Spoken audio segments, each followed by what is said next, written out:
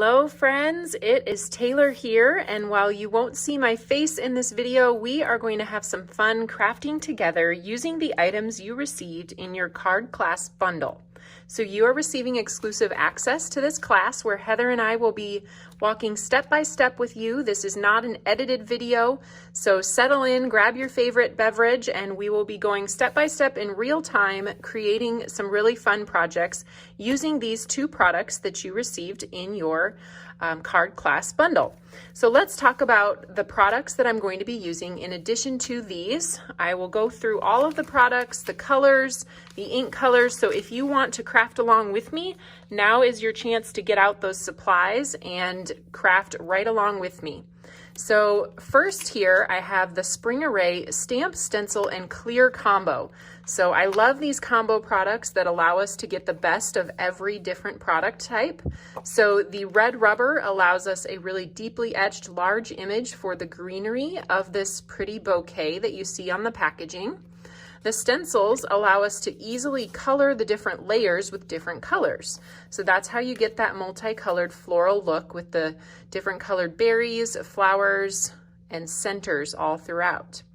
Now, we do also like to include some extra details. So you can see on the packaging here, the flowers have cute little extra petal details. You have some petal details over here and here. You have some flower center details here to add a little bit of dimension to your bouquet and just make the whole thing look more realistic. And so to do that, we have the clear stamp set. So that is the stamp, stencil, and clear combo called Spring Array. And then along with that, we have the die that cuts out the entire bouquet once you're done stenciling it and stamping it. It's all of the things, stenciling and stamping and die cutting. So we have our Spring Array.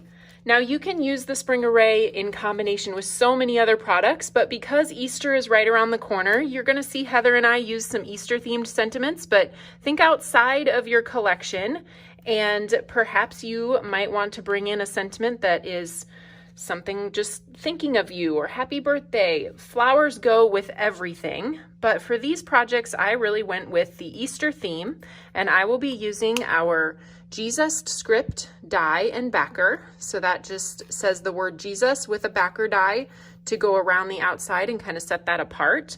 And then I will be using sentiments from the Simple Strips Easter Blessings stamp set. So lots of different sentiments that will combine with that word, the script word Jesus, and then the die to cut out the Simple Strips Easter Blessings as well. And then one last product here that I'll be using. This is my dotted lattice embossing folder, and you can tell that this embossing folder is well loved. I have started to rub the name off of it. I did a technique where I rubbed over the top with a screwdriver to do the impression. So if you don't have a die cut machine or something to emboss with, that could be an option for you, but most of us do. I just taught a class where I wanted to show that option. So mine is a little bit marked up on the top as well, but it still works great after many, many years of use. This is one of my favorite embossing folder patterns. So that's called Dotted Lattice, and we'll be using that to add extra texture to the background of our project today. So for cardstock colors, let's talk about those. I'm going to keep it simple. We're going to do lovely sugar cube, sea salt, and then guava. I'm going to need a few extra pieces of cardstock, so I just have all of my full sheets and scraps here for the class project. So next up, let's talk through our inks. I am going to be doing some blending today through that stencil. So we're going to need inks and blender brushes to do that. I'll just set them out here so you can see exactly what I've got. I've got mint julep, peaches and cream, fruit punch, guava, pink champagne, and blue raspberry. And then I have my mini ink cube with pea pod. So I'll show you why I decided to bring the mini ink cube, because it's going to make it easier to combine with that mint julep and get some extra dimension on our leaves by introducing a second color. And it's easier to do with a tiny pad for adding those extra dimensional details. Like I said, I will be using my blender brushes, and you will need bitty blenders as well as big blenders. So here are just a couple of those. I have my light green and my yellow. I'll just grab those from over here. So have your blender brushes ready if you are crafting along with me. So let's get started. You will need a MISTI, and I have my Just Press tool. We are going to be doing a little bit of embossing, so you'll also see me grab my new Tailored Expressions powder tool. If you haven't seen this, it disperses powder evenly across your paper, an anti-static powder, so that your embossing powder doesn't stick to the parts of your cardstock that you don't want it to stick to. So with that embossing, we'll be doing the Versamark with gold embossing powder as well. Okay, let's get started then. I have here my spring array. So you'll want to start your project by stamping the leaves first. So this is going to be the first step every time you use it. And then you can see here on the stencils, the etched alignment guides. You can see the etching for all of the leaves on this larger stamp will line up with the etchings on the die. So that's why you want to start with the stamp first, and then you'll have that to line up your stencil layers with. So we're going to start with this guy. I do need to cut down some cardstock, so let's do that really quick. I have my paper trimmer here. And I am going to use a white card base when this is all over. So I'm going to cut this first at 5.5. This side is going to be used as our card base at the end. And then this piece I can use to stamp my bouquet. Stamp and stencil my bouquet. Okay. So let's open up the MISTI here. We'll put that piece down. Of course, a smaller piece would work too, but this will work great. I am going to be die cutting this after I'm done stamping and stenciling it, so I'm not too worried about the alignment of those leaves. But if you are not going to be die cutting your bouquet, you may want to pay attention to exactly where this particular stamp is going to land on your project. So if you wanted it like a corner element or right in the center, just kind of flip that stamp over and pay attention to where it's landing on your card front panel. But since I am die cutting this, I'm not going to worry too much about that. And we're going to grab our Mint Julep ink, this very kind of light green ink pad. I have grown to be a bigger fan of Mint Julep recently than I had been in the past. Maybe it's because spring is coming and this is a very lovely spring color. So I've got my Just Press tool that I'll press down to stamp those leaves, and I'm going to do it one more time just because I can. I love that option with the MISTI. Seems like these days I rarely like to stamp something just once because you get such a beautiful crisp image when you get that opportunity to go over it a second time.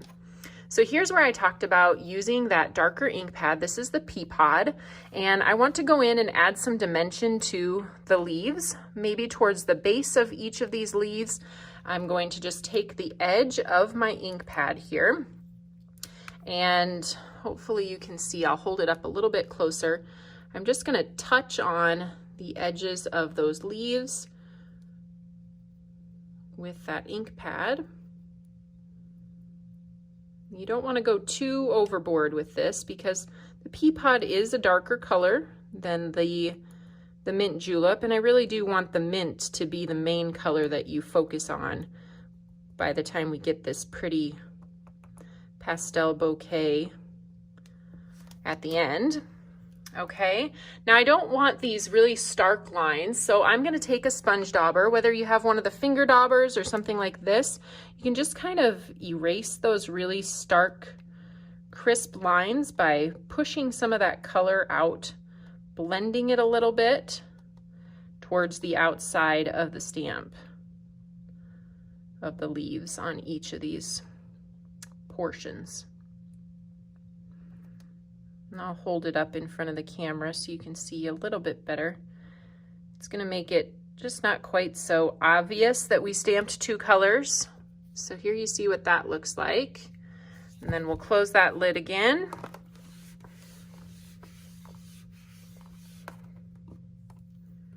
There we have that beautiful dual-toned leaf image. And then let's take that off of our MISTI because we're going to use that later for another purpose. We can set that stamp aside now, and we're going to take this out and use our stencils to add the flower details.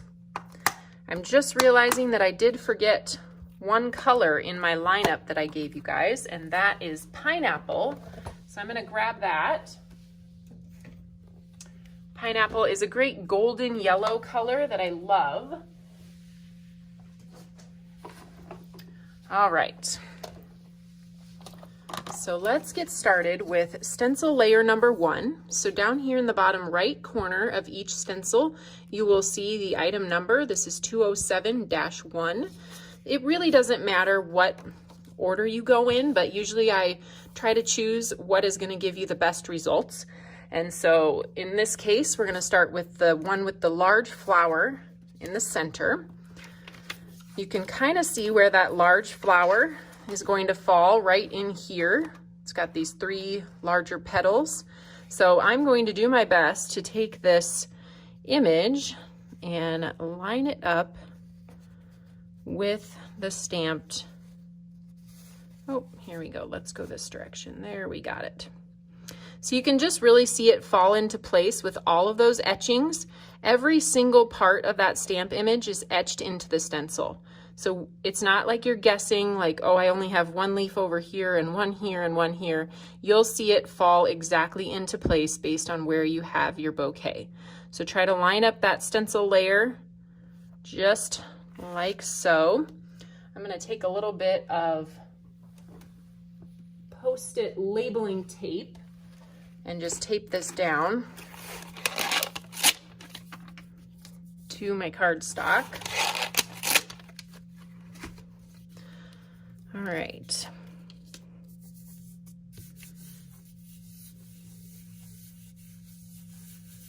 Okay, so I am going to do a couple of different colors on this stencil, and the things I have here are far enough apart that I can choose to do the berries a separate color from the large flower. But if you're not quite so confident in your blending abilities, feel free to grab a little piece of an extra piece of the labeling tape, and you can just block off the areas that you don't want to get ink on. So I am going to start with that pineapple. Actually, when I put this stencil down, I think I must have moved it when I was going to grab my tape, so forgive me here. All right, I can see it fall back into place there.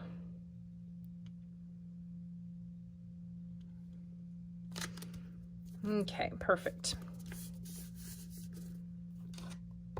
So we're going to go with the pineapple. Give it a nice blend, a light blend over the top. I do have a couple of berries here that I'm trying to be careful not to hit.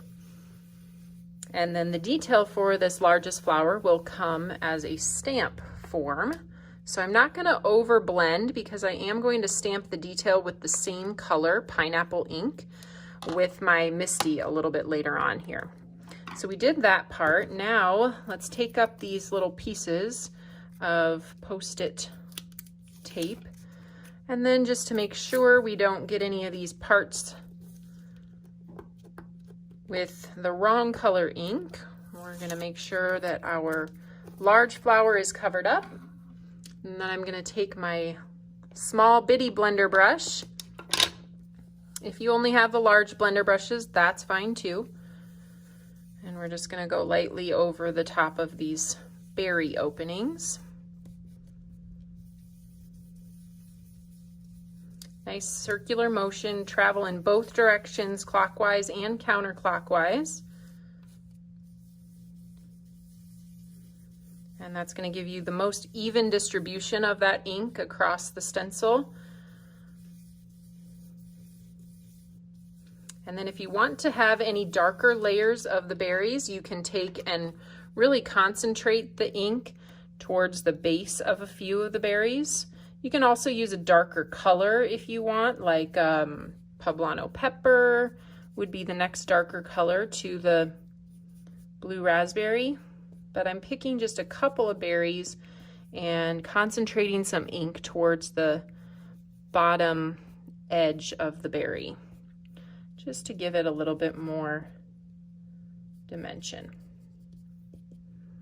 You can also do that with like colored pencil if you want to do it after you have blended. All right, so let's lift off that first layer of the stencil. You can see our bouquet is already starting to come together. I'm going to peel back the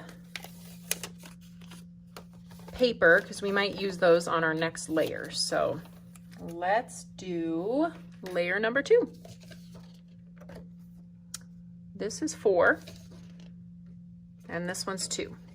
Okay, so I'm going to hold this up in the light again so that I can pop that stencil down using those alignment guides. Do you guys see those alignment guides on there as they fall into place over the stamped image? Should get just pretty perfect alignment there.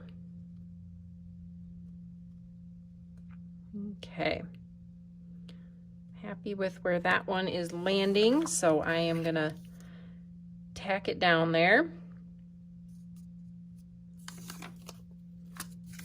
And this layer is going to be Guava and Pink Champagne.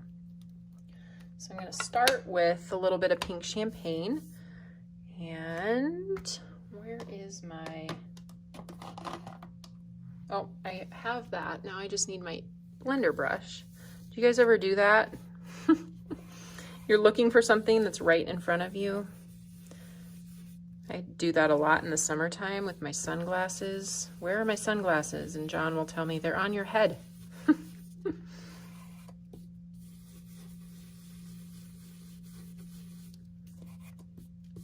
Okay, so I'm laying down a little bit of Pink Champagne first to give it a nice light pink color, and then I'm going to use my bitty blender brush to come in with a little bit darker Guava in the center of the flowers and towards the base. And then we'll stamp our flower details with Fruit Punch over the top. So next up we have Guava and we have our bitty blender brush. And I'll just concentrate my circular motion towards the center of that flower. I always like to tap off onto my placemat to get those first pieces of bits of intense ink off of my brush before I go straight to my stencil. I'll kind of go back and forth, almost like you're brushing your teeth on this one, just towards the base so that it leaves the top of the flower the lovely pink color. Okay, let's pull back this stencil. There was layer 2. I love seeing each layer come together and build the bouquet. So now we'll look for layer number 3. So many different color combo options with this one too. So we'll pick this guy up again and see. There we go. The more the bouquet starts to come together, the easier it is to drop it in and find those the perfect alignment for what you've already put down. So we're gonna shift that one down there at the bottom just a touch. Okay, I'm feeling pretty good about that. And there we go. Okay.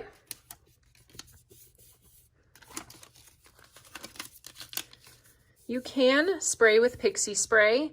However, the openings aren't super intricate, and I just feel like it's easier to move and align the stencil and kind of shift it so that you get that perfect alignment with your etched guides when you don't have pixie spray on the back. So sometimes I'll put pixie spray down and then it's hard to move and shift. So that was why I chose no pixie spray on this particular project.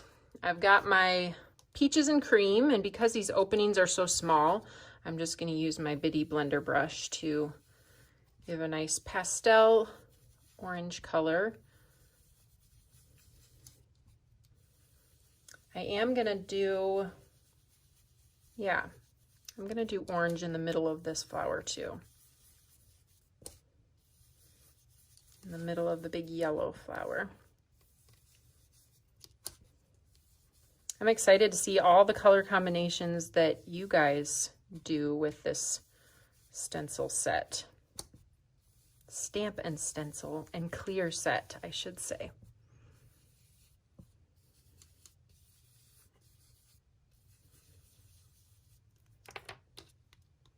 Okay, we're almost there. It's very springy.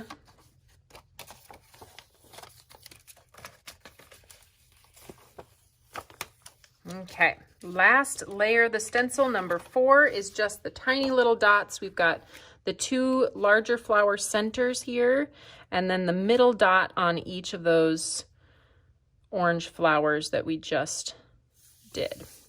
That one falls into place without even having to look at the etched alignment guides because the rest of our bouquet is already done. So here I'm going to do guava. A little bit heavier hand on the guava this time for the flower centers of the orange flowers.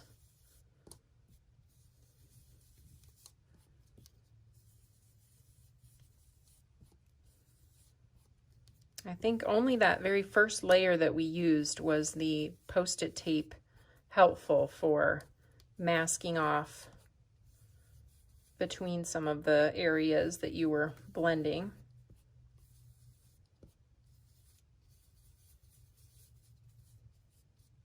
Okay, let's peel it back for the big reveal.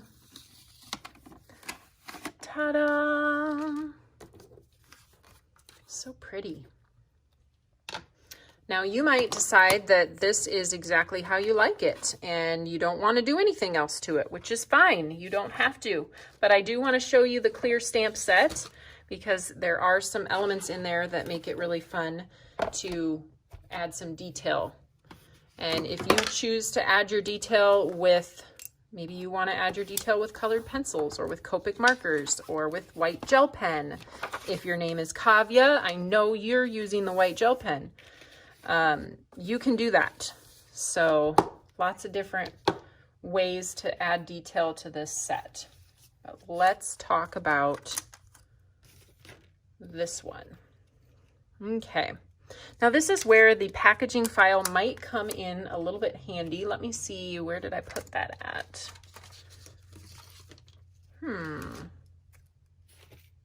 Oh, here it is. I know I said we could set it out of the way, but this might come in a little bit handy. So you can see here, this is the orientation of the bouquet.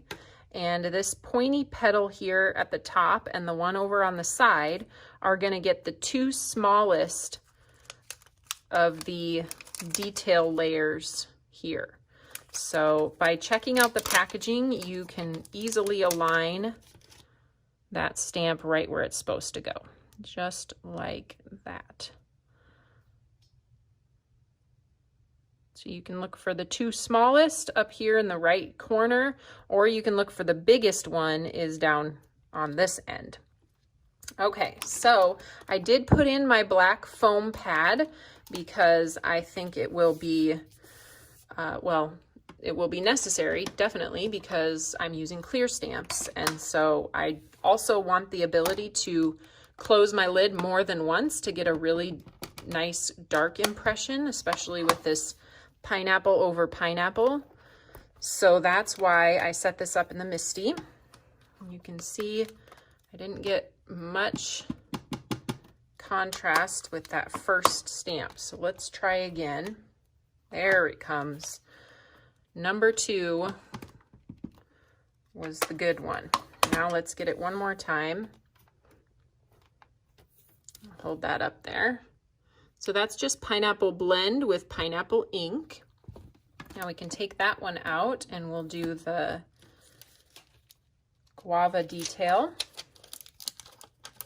with this guy. So this adds a little bit of a petal detail to the kind of partial side view stamp up here. I gotta get my head right over the top of this so that I align it perfectly. Feeling pretty okay about that. Okay, we'll do Guava like I said, and then if I can't get a dark enough impression with Guava, I will bring in my fruit punch.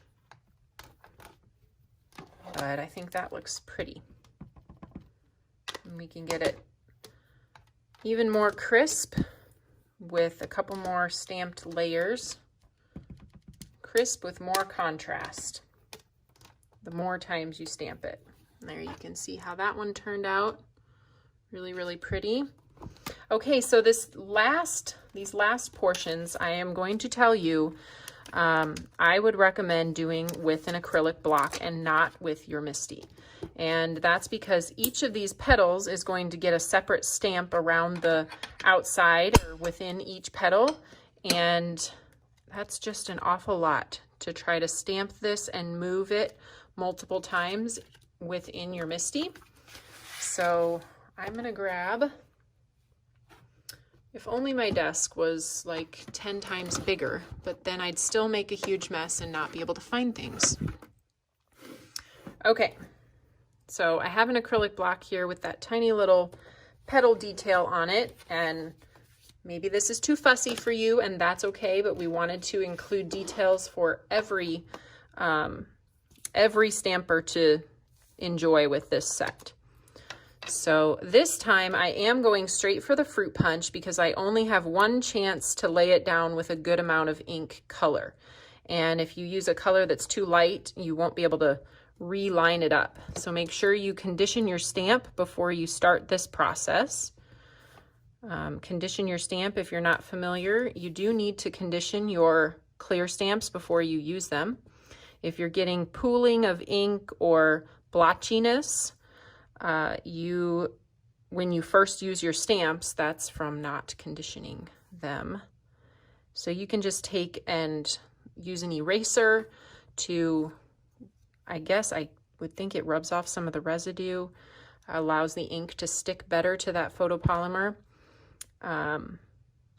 You can also just take and ink it multiple times and place it down on your placemat, and that usually gets it ready to use as well.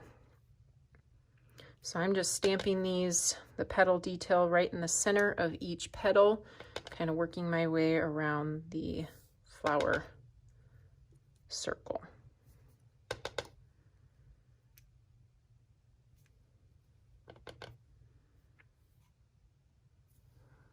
All right, so there's how that turned out. And then I think I'm going to add one more little detail that I wasn't planning on when I first started this off. I am going to add, actually I'm going to do this with my MISTI. You guys are seeing my brain work as the video is going, which I know is helpful. So that is a lot of the reason why we do these classes, is because you know, you don't get to see all the ins and outs of the project when it's a, 1 hour long process broken down into an 8-minute edited video. Okay, so I decided I want to do this little detail on my flower center, the largest flower center.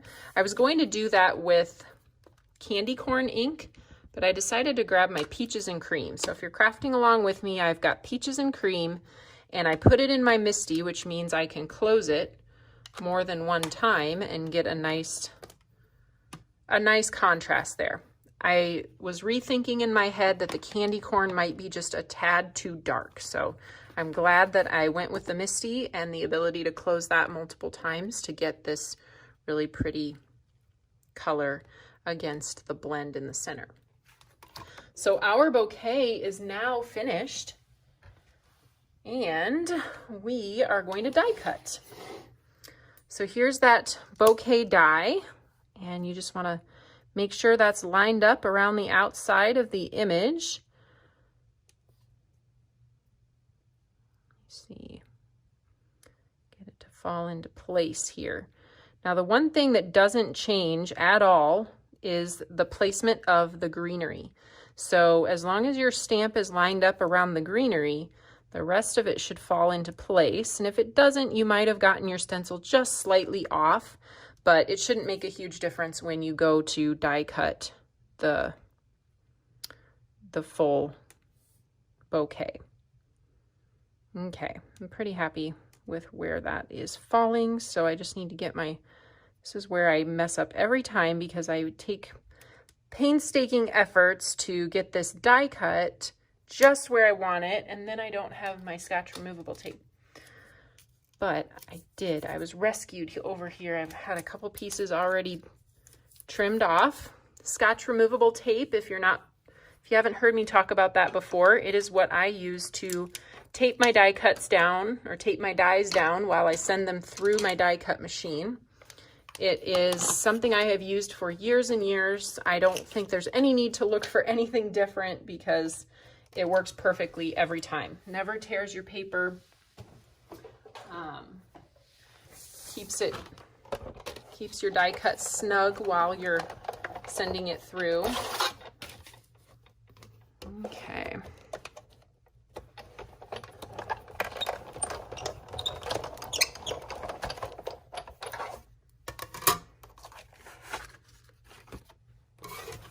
We're going to get this out one more time, as well, actually more than once. While I have it out, why don't I go ahead, we're going to cut a couple other pieces. So if you're using the same products that I am, I'm going to grab my 2 scraps of paper. I have my Guava piece and my sugar cube piece, and I'm going to cut those out using the Jesus script and the Jesus script backer. So the script is going to be from the sugar cube cardstock and the backer from the Guava cardstock. If you want to save yourself a little bit of extra time, you could put some, maybe I should do that. Let's grab some of this is Tailored Expressions adhesive sheets, and we offer these in full, well, I should say card-sized sheets. This is just an extra piece that I had left over that seems to fit this scrap just perfectly. So I'm going to place that down onto my scrap, cut off the excess, and then we are going to place that with the sticky sheet down in our die cut machine and the Jesus script over the top. So when it cuts, it's basically going to create a die cut that already has adhesive on the back of it. And because I've got that adhesive in there, I'm going to grab my metal shim just to give that intricate die a little bit more pressure as it goes through my very old and well-loved Big Shot machine. You might not need the metal shim, so it's really just about kind of knowing your machine and trialing whether it has trouble cutting these intricate dies. You might need to introduce the metal shim.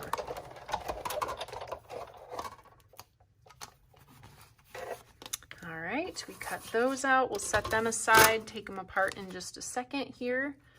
And then the other item I need to do is emboss a piece of sea salt cardstock. So my sea salt cardstock, I'm going to cut down to 4 by 5 1/4. So that's an A2 layer size. I'm doing that off camera so I don't have to move my die cut machine out of the way. 4 by 5 1/4 is the measurement of the sea salt cardstock. And then I'll grab my embossing folder. Oh, if you could see my desk right now. Did I already grab the embossing folder? Where have I stashed the embossing folder? Okay, here it is, all the way on the bottom of the pile. Perfect. So this is again, the dotted lattice, one of my favorites. It is a geometric pattern, a diamond pattern, so you do want to make sure that your paper is straight in there or it will look crooked when it comes out. And we'll just go ahead and send that through. Oops. Did you guys catch my mistake? If you have a big shot, you probably caught my mistake. I did not open this up to send it through. No harm done. I didn't get too far before I realized that I didn't have it open. Okay. All right, we'll set that aside too. We might need to bring back our trusty die. Well, we will need to bring back our trusty die cut machine in just a little bit here to cut our Simple Strips sentiments, but we're going to continue on without it for now. Move that back to the ground. Okay. So let's look at what we have cut. We have here the dotted lattice embossed over sea salt cardstock. You can see that really pretty pattern. It's a great one for Easter. Weddings, works amazing for weddings, anniversaries. All right, so here's that Jesus script backer. And here's the Jesus script. It has the adhesive on the back of it. So actually when I pull this off, it is going to come off of the adhesive backing paper, and I'm going to want to adhere it down right now. I'm going to grab my die pick and I will just poke out these little guys, and then we'll get them adhered to the backer so we can just call this step done. Has a couple little poke outs, but I love this font. It's really pretty script font. And then with the adhesive already on it, we can make sure it's in a good place and just kind of press it down. You can even use your die pick to move it where you want it before you really press it down.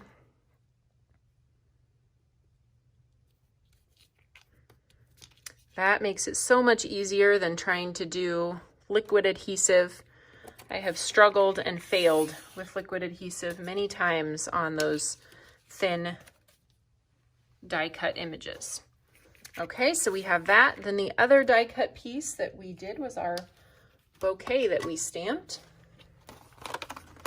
So I'll show you pulling that off with the Scotch removable tape. Again, I put that tape right over the top of my bouquet. It didn't touch it, didn't lift any of the color off. And there's my beautiful die cut bouquet. All right, so we're going to set these pieces aside. As I mentioned, we are going to stamp and emboss some sentiments from the Simple Strips Easter stamp. I'll grab my Misty back here. I think I better put these all the way up here so that I don't. Do you guys do that ever? You don't set your finished pieces far enough away from yourself and then you end up bungling them. It happens. Okay, let's grab that stamp then. This is the Simple Strips Easter with all of those sentiments. Now some of these are going to pair really well with the Jesus script word. I've got, oh, this was going to be my card base, so I better grab another piece of sugar cube cardstock. Here I have out my simple stacks. We have to remove our black foam piece. So simple stacks are pre-cut pieces of cardstock that are designed to fit our Simple Strip stamps. Now these are bigger stamps than an A2 card layer, and so cutting your cardstock into a quarter isn't quite big enough for these. So we came up with simple stacks because I know people mass produce these all the time, and it's just so much easier to have that piece of paper that's perfectly cut. We offer that paper in 4 colors. Cherry Pop is red, and then we have Oreo is black, Sugar cube here is the white, and then we have toffee, which is our craft colored cardstock. All right, so I'm going to grab my powder tool, and you can just kind of pounce that across the surface of your cardstock. It's going to get rid of any maybe oils that you might have transferred to the cardstock while you touched it. So don't touch it after you put your powder on. And then that's going to make it so that the embossing powder only sticks to the areas that are stamped with our Versamark. So I have the Versamark ink here, which is an embossing ink. I know I've been using Versamark products for years and years and years. I've considered, should we put out our own branded version of an embossing ink pad, but I haven't seen any reason not to continue using Versamark. It's such a great product. Okay, so I'm going to use my Just Press tool. Press down over that, and then because I can, and because my Versamark ink pad might need a little re-inking, I am going to stamp it again.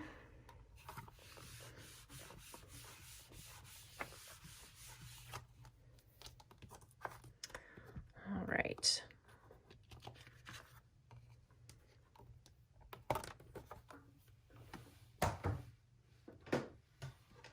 Have my anti-static tray, embossing powder tray, so I can just easily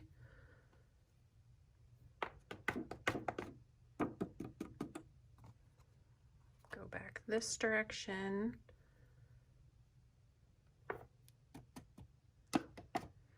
All right, now I like to usually take and tap it against the side here. That gets off the extra bits of the embossing powder, and if you see any more that you need to, sometimes a paintbrush will be helpful as well.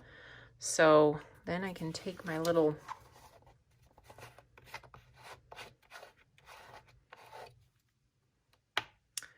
tray here and easily tap that back in.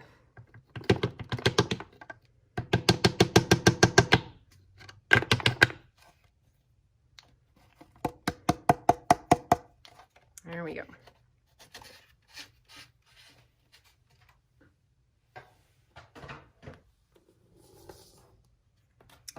I always have to remember to put the lid on my powder before I heat.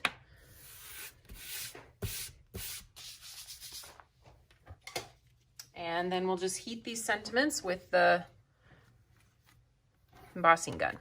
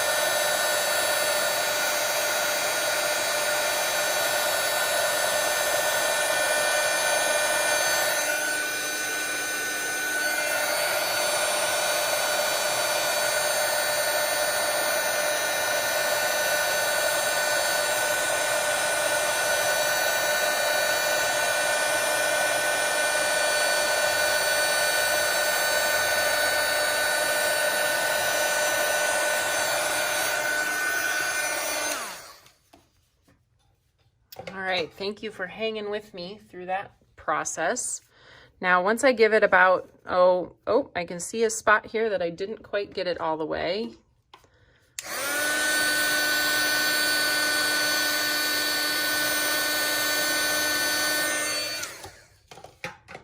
All right, so once we let it rest for 5 or so seconds, it should be okay to touch it.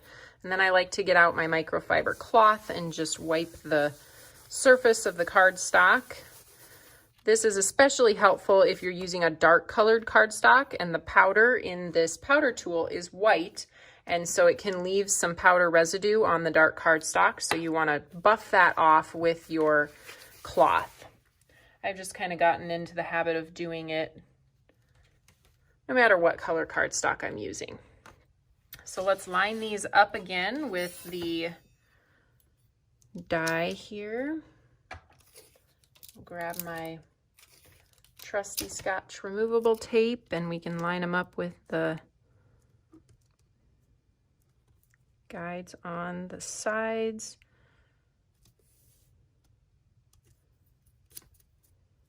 And I like to put that down in a couple places because it is such a large die cut. You don't want it shifting as it's going through the die cut machine. So I usually put a couple of pieces of tape on that simple strips.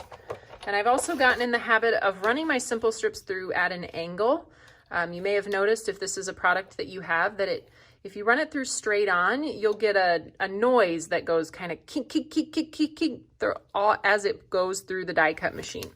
And to reduce that, a lot of people think maybe they broke their machine, which isn't true. It's not hurting it, but it does reduce the noise and makes it just a little bit easier to push through when you angle it and take the pressure from the roller from hitting the same part of the die or the long part of the die all at the same time.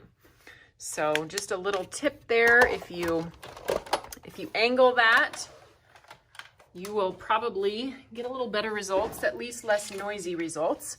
Okay, so I am going to use the Today and Forever stamp or piece in conjunction with the Jesus. So it will say Jesus, Today and Forever. And there's a sentiment in there that says, he is the same yesterday, today, and forever, that is supposed to go with, but I just want to use Jesus today and forever on this particular project. Okay, let's get our design finagled here. Got to decide which angle I want this.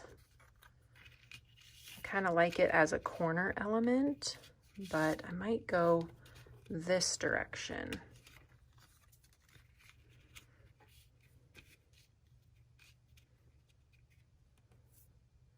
And the Jesus right about here. Jesus today and forever.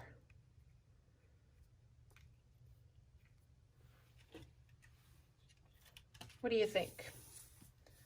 Should I fuss with it more, or do we like that? I wonder if I could overlap just slightly so that you get that whole flower up there. So this panel of sea salt is only 4 by 5 1/4, so we do have a card base here to work around. I like where that went a little bit better than the way I had it before. So we're gonna go with this. And I'm going to pop this up with some foam tape. Let's go with my foam tape squares. If I can get them out of all right. So we're gonna go with these pre-cut squares to adhere this down. We'll just flip this over.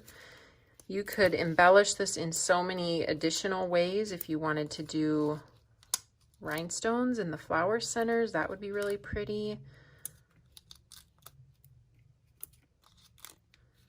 There's so many options to customize this,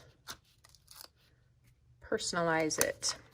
Like I said, I'm excited to see what all of you do with the different color combinations and the different mediums available for adding detail. I know our design team members have done some amazing things, and Heather is teaching some beautiful cards in her signature style using toffee cardstock. So you'll have additional ideas from Heather's portion of the video. Okay, I think I went something like this. Before I really press it into place, maybe I went a little bit higher with that.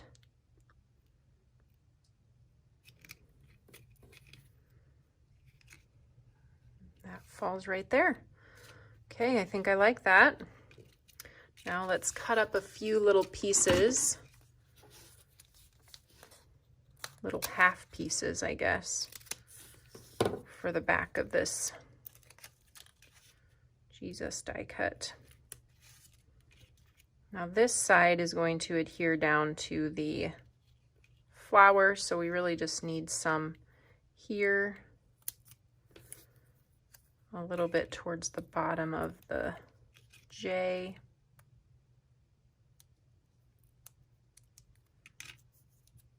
And then over here. I'm going to put a little bit of liquid adhesive just so this doesn't pop up on me. Come on, liquid adhesive.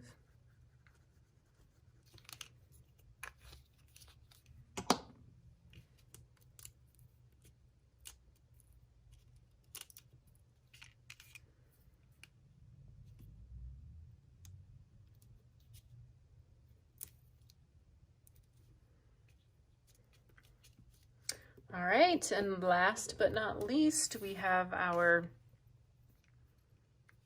sentiment. And I had a couple of extra small pieces here. We also have our foam adhesive strips, but I've already committed to cutting these down, so we're just going to use up what I had cut.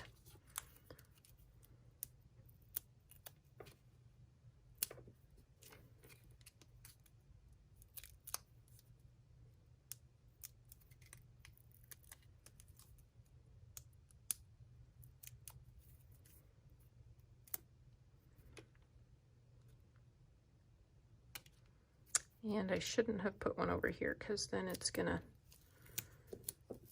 raise up too high. So if you end up doing that, you can always get this adhesive off by just kind of pushing on it with your thumb until it frees up, and put a little bit of liquid adhesive over there instead.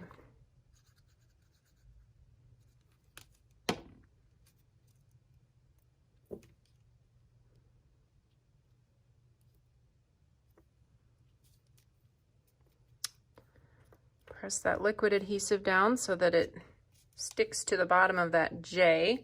And then I've got my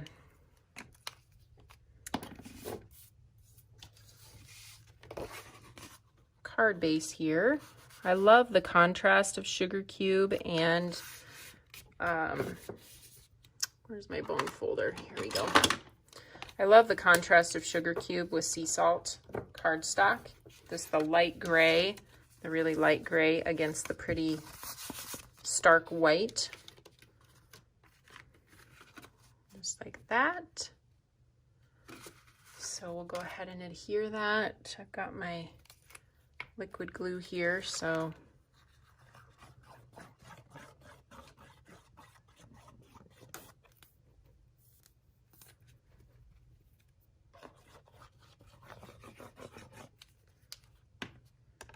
and then I want to grab some of my rhinestones and just see what it would look like with a pop of iridescent rhinestone. Maybe in the berries, that could be pretty.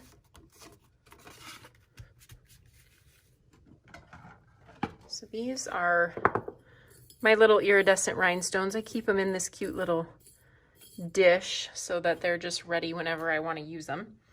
Let's put some adhesive down. And we'll let it get slightly tacky. I'll find my little pick and place tool and put a few pieces of bling on our Easter card here. All right.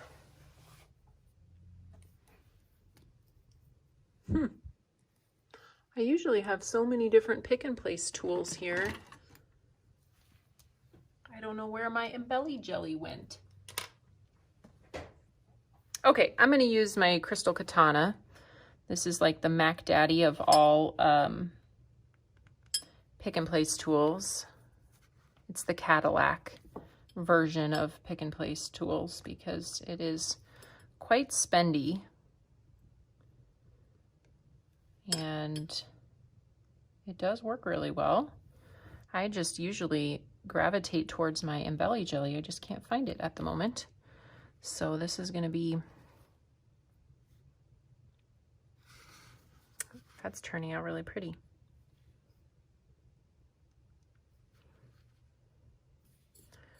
Got to mess around in my, I want to find one that's tiny enough for these tiny spots so I'm not overwhelming the berries with a giant rhinestone.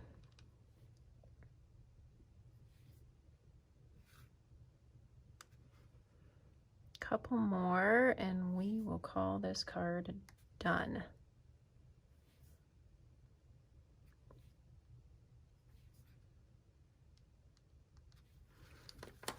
There it is. You can see the beautiful sparkle that those rhinestones added. I think that was just the touch that this project needed. So I hope you enjoyed the tutorial today and learned a few new things. I can't wait to see what you do with the Spring Array Stamp, Stencil, and Clear combo. And until next time, we'll see you then. Bye-bye. Hey everybody, it's Heather Nichols and welcome to the exclusive Spring Array class. You're seeing cards today from both Taylor and myself, and you know we have completely different styles, so we hope that we are bringing you two completely different projects that will inspire you when you are using this set. So let's take a look at the Spring Array Stamp, Stencil, and Clear set. This includes a red rubber stamp that will stamp the foliage and greenery on this bouquet, this lovely springtime bouquet. And then it also has stencils to add the flowers. There are 4 stencils in total. If you are unfamiliar with our stencils, there's an etching in the lower left-hand corner. That way you know that it is right side up.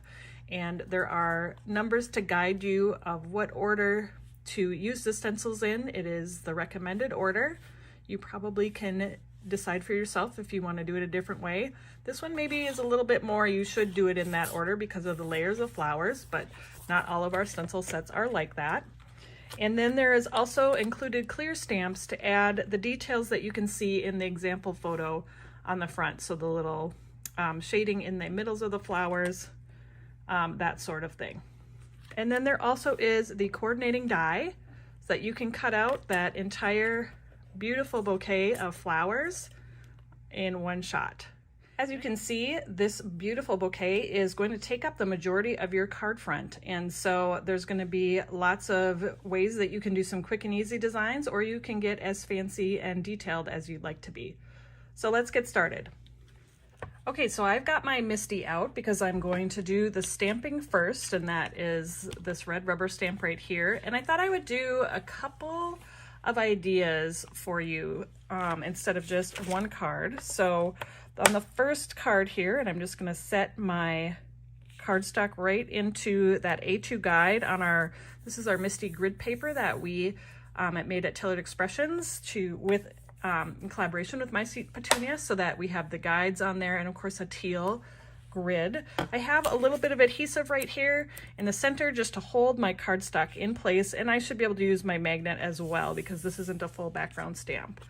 So on this first card, I am going to do the foliage at the bottom and the top, and I'm going to set this stamp down once, and I will rotate my cardstock to get the stamping on both directions. So I'll show you what I mean by that. So I'm just going to set the stamp here, close the lid of my Misty to pick up the stamp, and then I'm going to grab a green ink color.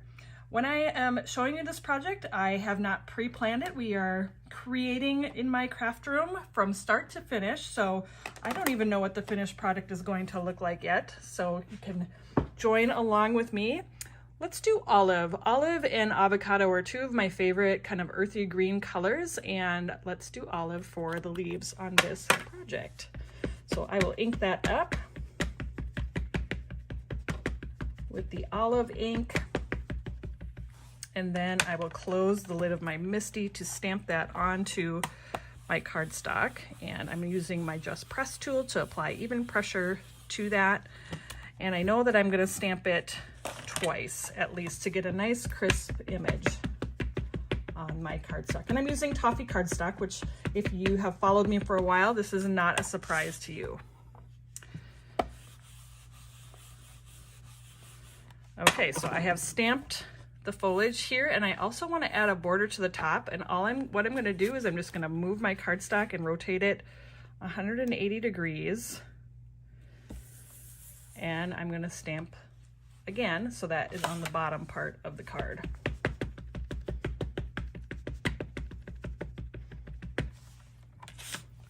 Again, inking up with olive ink. Oh, just grab my Just Press tool. I still press with my hands. I think this is going to be something that I always do. And on smaller images, I will use my hands to press down. Okay, so there I've stamped that olive twice, and I have the foliage on this card coming down from the top and coming up from the bottom.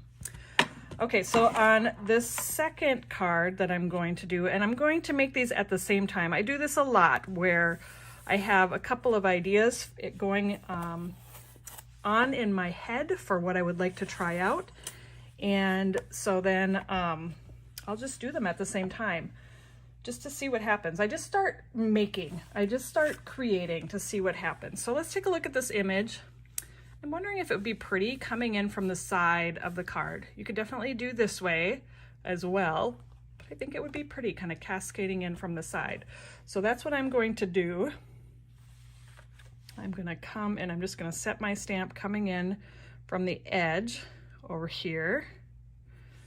And again, I'm stamping that with olive ink. So I'm pressing that lid down to pick up that stamp, and then I'm inking up with olive ink.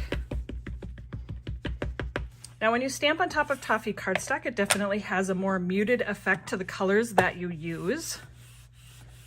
So keep that in mind. I tend to like those muted colors. I tend to like that rustic kind of muted look. But I also know, you know, I've done it enough so I have an idea of how things will show up, because you also want your colors to pop as well. I might just hit that one more time, just for a little extra something there. So, okay, so I have this one. I think this is gonna be very pretty coming in from the side. Okay, so let's do the stencils next. Okay, so I have my two pieces that I just stamped here, and now I have my first stencil. This one has the number 1 in that lower right-hand corner, and I'm gonna do this first layer in Sugar Cube ink. So the very first thing that I'm gonna do, I like to use pixie spray to hold my stencils in place. So I am going to spray a layer of that on the back of the stencil. And I'm gonna be stenciling this flower 3 times, and 1 layer of pixie spray should get me through all 3 images that I am trying to do. So it's not just a one-shot deal. You'll want to let this dry just a few seconds. You really only need a very thin coat of pixie spray. If you feel like you have too much pixie spray on your stencil, like if it seems goopy, just take your stencil and just press it onto your scratch paper to pull off some of that extra adhesive so that you can just kind of help keep it off of your project. You don't want this to be glued down. You just want it to hold in place. Okay, so let's go here. There are etched guides on the stencil that is showing the greenery. So that's gonna guide you in setting that stencil in the right spot. So I'm just gonna rotate this piece of cardstock so that it is oriented the same direction as the stencil. And I must have it the wrong way. Hold on. I'm looking at this large flower shape right in here. There we go. I'm just tipped a little bit, that's all. And there you can see those etched guides line up with that stamped image. And since I stenciled with that olive ink, it's very easy to see. This one is, you know, the flowers should be pretty much in the right spot, especially if you are cutting out with a die. You're gonna wanna make sure those are in definitely the right spot. So that's what it looks like for this layer that's coming in on the side of the card. And, you know, depending on how you want to do it, there are the guides if you want this to line up straight on an A2 card base. But like I said, I'm doing a couple of different ideas to give you some other examples of how you can place this stencil. So I'm using a bitty blender brush and my sugar cube ink, and I'm going to fill in those areas, those openings. I'm working in a circular motion, and I'm moving my brush both clockwise and counterclockwise to completely fill in those openings. Now, when you're using sugar cube ink, it is a thicker, paintier ink. It does not glide as smooth as like a dye-based ink. So just remember that. It's definitely thicker and paintier, and it's gonna build up in your brush a lot quicker than a dye-based ink would. And so I do wash my sugar cube brushes fairly often. In fact, my larger brush right now is drying on the side of my sink from a project I did earlier today. I love adding sugar cube ink to toffee cardstock. I think it just helps give an extra pop to your project. So there's a peek at what that looks like right there. Beautiful. And then I'm going to add that same white first stencil to both this bottom and top part. And again, I'm going to use those etch alignment guides to get me into the right space for the stencil. Okay, I think I've got the right direction here.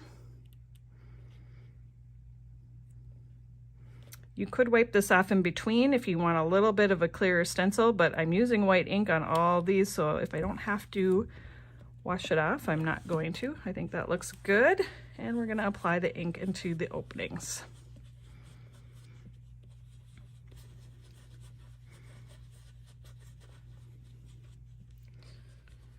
I love the berries. I love the flower. This whole spring arrangement is just very beautiful. And you know, it's called Spring Array, but you're definitely going to be able to use it other times of the year as well. Okay, I'm going to peel that off. There's a look at that side, and I'm just going to flip this around, line it up again,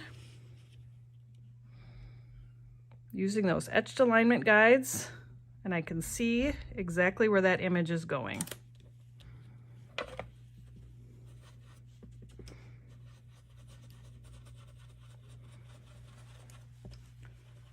Now, how many of you out there, I know you can't answer me right now, but how many of you out there have flower gardens in the summertime? Well, for me up here in Minnesota, it has to be the summertime. I know some places in the world get to have flowers more than just the summertime. You have flowers more year round. I do have flowers, and I love my flowers. I don't call myself an expert gardener by any means.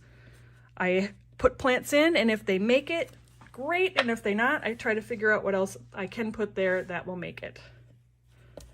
Okay, so I've got this white one done. So there's a look at what that's looking like. Very pretty. And then we're going to move on to the second stencil, which is this one right here. So this one, if you look here, these are the flowers, these daisy flowers, and then this one right here. So I have to decide what color I would like those to be. And I'm thinking that like a guava color might be really pretty. That's that really pretty peachy pink color. So let me grab that out of my drawer. There's guava. And let me grab my pink blender brush. It's over here on the side because I was using it on a project earlier. I'm just going to buff that off because I was using strawberry milkshake, which is, it's a pretty close pink to guava, so I think it would be fine, but let's just do this to get some of that excess ink out of there. Okay, I am going to spray this with pixie spray, just a thin layer on the back. And I'm going to start with the one that has the single stenciling on there. And I'm going to arrange my stencil using the etched alignment guides to line that up right over the top.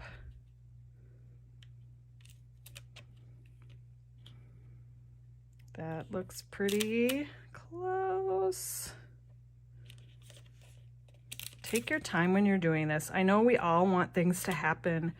There's that instant gratification thing that I mean, who doesn't love that when things just happen immediately and work out perfectly that first time? But then there's the realistic that if you take just a minute to line it up, it's going to be that much more, you're going to be more successful. So it looks like this flower I'm going to lose off the edge, which is okay. So I'm going to do the Guava ink through the stencil and go back and forth clockwise and counterclockwise to color those flowers in.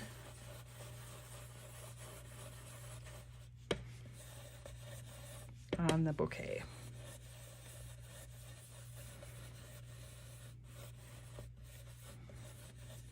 Okay, so there's for that one. That looks really nice. I love watching the images come to life with each step that you do. And then this one I'm going to do, we'll start here on the bottom. And again, I gotta kind of rotate. There we go. Once you hit it, it's pretty obvious.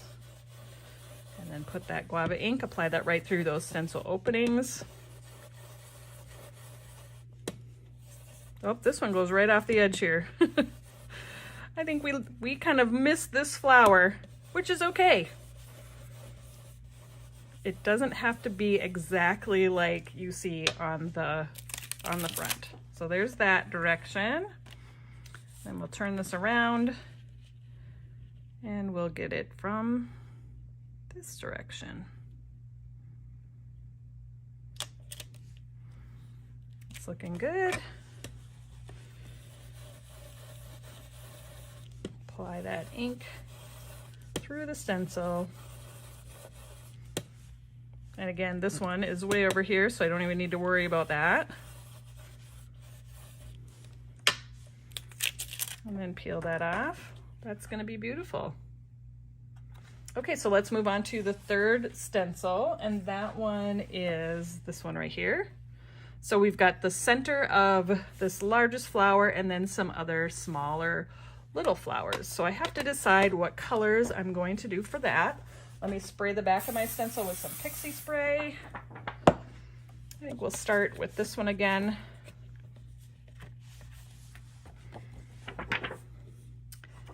And layer that right on top to make sure I'm going the right direction.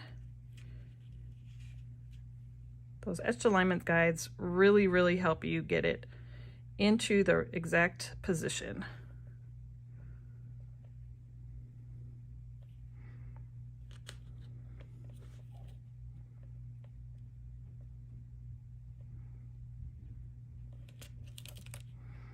I think I'm going to do a kind of a yellow color for this layer. Let me get that in the spot. Sometimes I can get it right away and sometimes it just takes me a minute. I think that looks good. So I'm going to grab pineapple ink, which I have out on my desk today. And do that for these littler flowers. And then that'll also be the center of this larger white flower. Pineapple really pops on toffee. You wouldn't think that it would be a show up super great, but it definitely does. Now, the other thing that you can always do when you're stenciling on top of a darker colored cardstock like toffee or another color is you can always put down a layer of sugar cube ink first and then do another layer on top. And you can do this both with stamps and you can do that with the stencils as well. I'm just going for right on top of the toffee. Like I said, it's going to give you a definite more muted color, but it's something that I actually really like. Okay, so let's peel that up. And there's a look at those pineapple.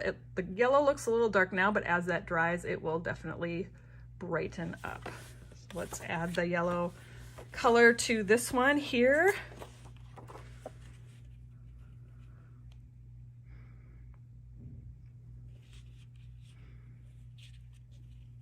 There, I'm watching my flower center and not my greenery, and that was not working.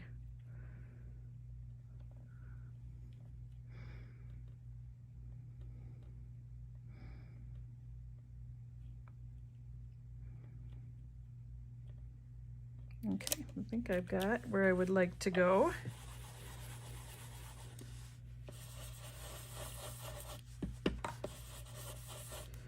So looking at what my designs are, I may not end up using the die. I'm kind of thinking about it for this one here, but this one here, I think for sure I'm gonna leave it as a kind of a single layer and not cut out anything with the die. Sometimes you get to a point and you're like, yep, well, let's cut it out with the die and see what happens. But I can see this one, maybe I'll cut this out and pop this up maybe on another piece of toffee just to give it a little extra dimension. But this card here definitely doesn't, I don't think it's gonna need that.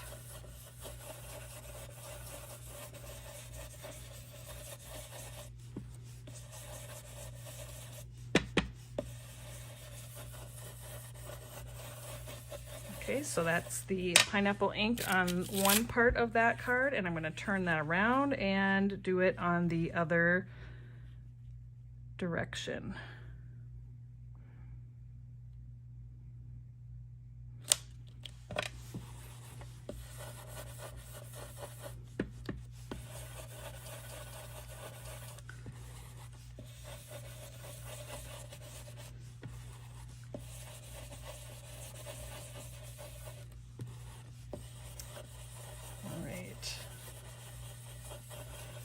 Right, so this was stencil number 3, and I finished using that on my projects. So let's move on to the 4th stencil. And the 4th stencil looks like it is the flower centers for both the little yellow flowers and the ones that we did in Guava, those kind of bigger daisy flowers. So I have to figure out what color I would like to do for those. And whoops. I'm actually thinking about like a chocolate truffle, so it would be like a darker colored middle of those flowers, which I think might look really pretty and like a kind of a wildflower look. So again, I'm going to take my pixie spray and spray that on the back of the stencil. Let's start with this one here. And I need to grab my brown blender brush, which is on my desk right here. So I'm going to grab the brown. And then let's go ahead and line up this one here.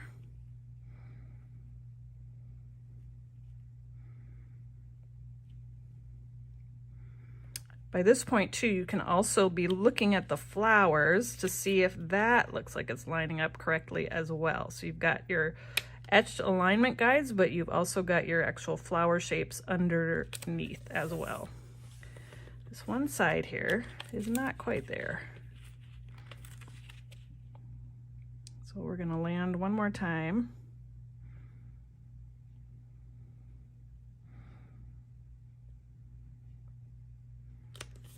There. Okay, let me grab my chocolate truffle ink right here. And that's what I'm going to add, actually, right into those centers of the flowers. I'm just tipping the very end of my brush. I don't need a whole lot. I actually could have grabbed a bitty blender brush for this, but this brush just happened to be right here.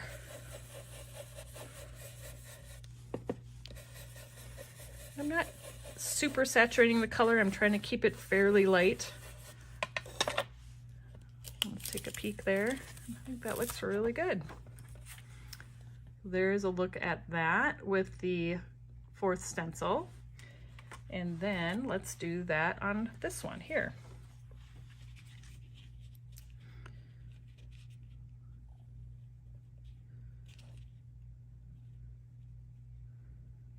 Okay, so I am lining that up. I am just about where I need to go, actually. Looks pretty good.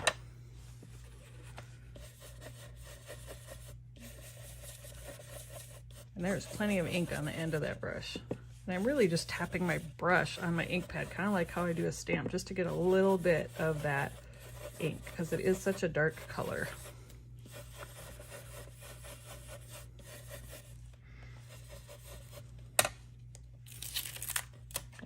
that one, and then we'll turn this around and do the same thing on this side.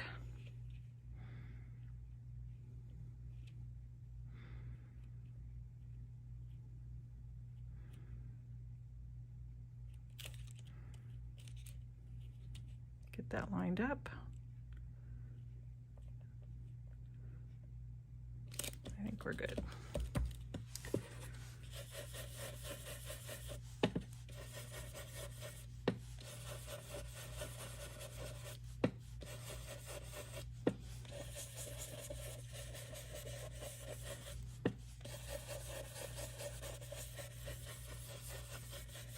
Okay. So there's a look at this one with the stamping, with the red rubber stamp and the 4 stencil layers added to it. Really, really pretty. Okay, so now I'm going to go to the clear stamps and we're going to add a little bit of detail with that. So I am going to grab my Misty and I will be needing my foam insert because the clear stamps need extra height versus the red rubber stamps. So let's start with this one.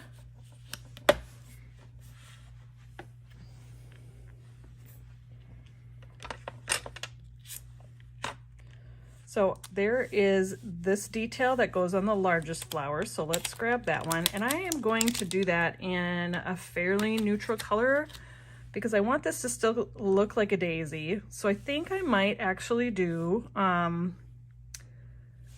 like maybe a toffee or a gray. So this is a clear stamp so you can see where the images are gonna go right underneath there. So I am going to grab, I'm just gonna make sure that stays where it's supposed to. Let me line that up again, I shifted. A lot of times when I am doing this, and those clear stamps are sticky, and if it pulls your cardstock up, a thing to help with that is to just add a piece of tape. And I've got just some Scotch removable tape. I'm just gonna add that right there, and that's gonna ensure that that doesn't jump again. Okay, so I'm gonna grab some sea salt ink. I'm thinking that's gonna be too light, but we can stamp right over the top of that. So this is the sea salt ink to see if that is enough of a shadow on that. Yeah, that's pretty light, even if I do a couple more layers. So I think what I'm gonna do is, maybe I'm gonna do toffee. So I'm gonna put that sea salt back and let's do the toffee and see what that looks like. We're just looking for a little bit of shadow detail. That's definitely better. I'm gonna do one more layer of that. I don't want it to be too dark. Like, I think that works really nicely. So that's for that one, and I'm gonna do that on the other one as well. So, because these aren't in the same spot, I'm going to have to move my stamp around. So I'm just gonna press it onto my scratch paper to get that extra ink off of there.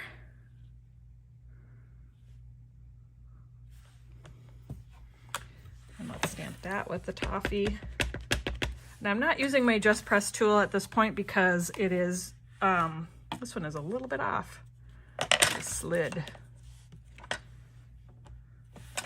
Let's see if I'm okay here. I'm a little bit blurry, but I am gonna just go with this because I think it's not gonna be super noticeable. Okay.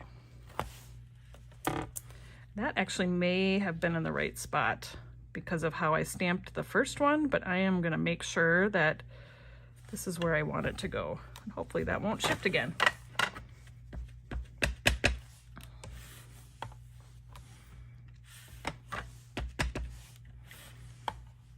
There we go.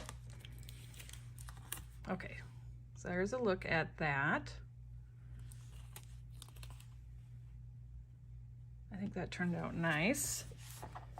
And let's look at the other details that are included in that clear set. There is a piece for the flower that we ended up not using, this one here, although a little tiny piece of that is on this one right here. So I'm wondering if I should just do a little detail piece right there. So let's take that. So it's gonna be just this little tiny part right here. Literally just this corner.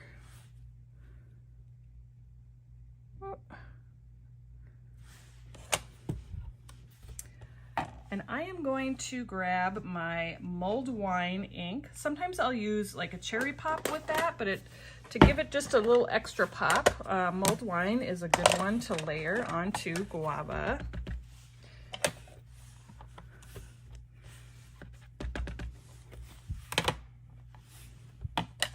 There's that, and I think that's gonna look nice. And then the other piece that is in the set, or pieces, is there are shadows for the flower centers for this flower and these two. So let's start, and these are small enough that I am going to grab an acrylic block and stamp. Instead of resetting these in my MISTI a bunch of times, I'm going to stamp with my acrylic block. It's going to go faster, and these clear stamps are going to be easier to line up. So I have an acrylic block. I'm going to grab that tinier one for these two flowers. And I am going to do, I'm just going to stamp in chocolate truffle because when you stencil, it's definitely lighter. And then it's got a little bumpy edge, so it kind of follows this top bumpy edge of that center. Like that. And I'm going to grab that top and bottom piece. Stamp that detail on those flower centers. Just adds that little bit of something extra.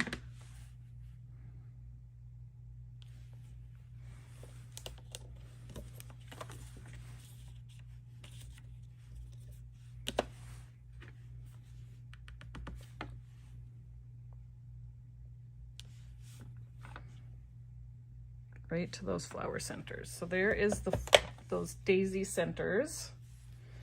And then where are my clear stamps?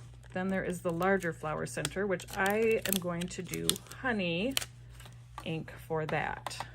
So let me grab my honey ink.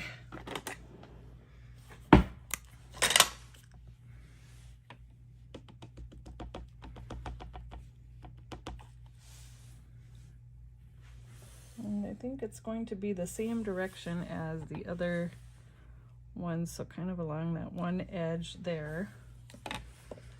Just those little details just bring the image to life. I just love this part. And again, on this side here.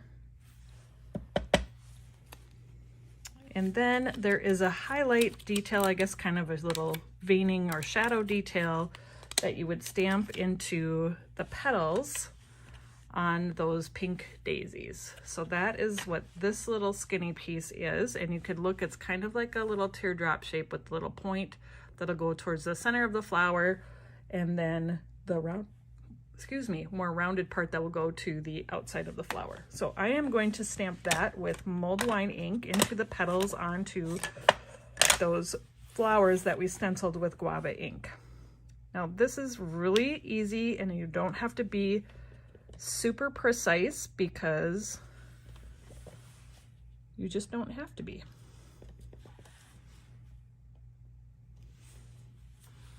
And if it's easier for you, rotate your piece of cardstock around to suit how you're stamping, whichever angle is easier. Don't try to do like, you know, we're not playing Twister here.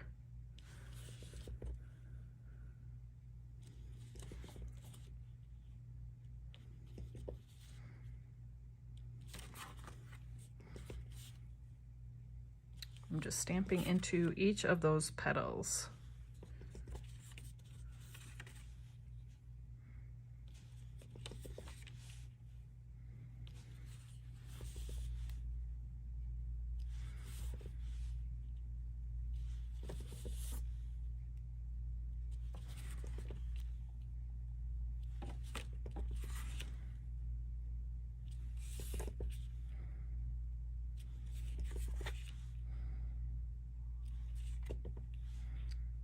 one more on here. This is just looking, I mean, it's just coming to life. It's just, I can't get over how pretty this is.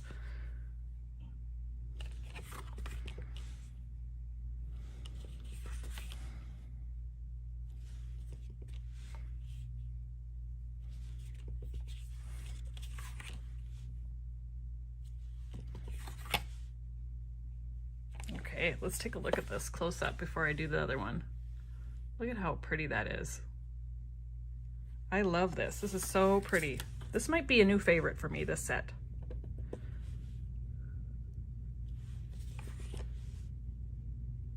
Now I'm adding the details to the card that has the border on the side of flowers.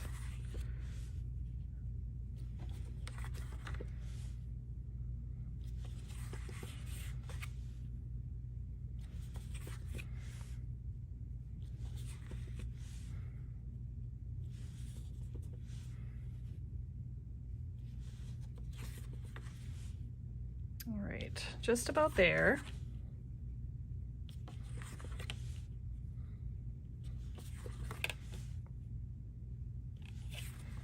All right, that is the last one. I'm gonna put that stamp back to make sure I get it where it goes, not get lost.